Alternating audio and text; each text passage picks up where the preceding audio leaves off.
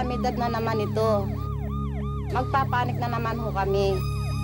Takbo ng takbo, mayroon silang kargang balutan, may hawak-hawak na bata. Unang-una po, nangangamba ko. Noong July 1990, lindol. Pagkatapos ng 4 na buwan, bagyo.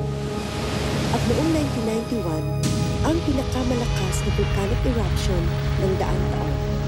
Dati pang tinatamaan ng disaster ang Pilipinas. Kaya noong 1984, binuo namin ang CDRC, ang Citizens Disaster Response Center. Nang malaman namin ang nangyari sa Ormoc, pumunta kami kasama ang mga NGO workers at estudyanteng volunteers. Nagdala kami ng relief goods. Pero di doon natapos ang lahat. Nagbigay pa kami ng training at ipinaalam sa kanila na maaari namang maiwasan ang sakuna. Disaster management ang tawag namin dito.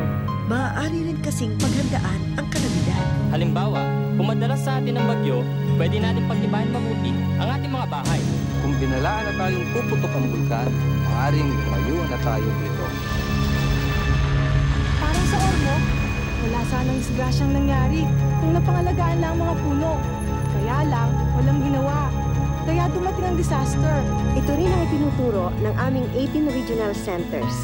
Maaari nating mabawasan ang epekto ng sakuna dahil sa bandang huli, meron tayong magagawa. Ang Pilipinas ay isa sa mga bansang pinakamadalas dalawin ng disaster.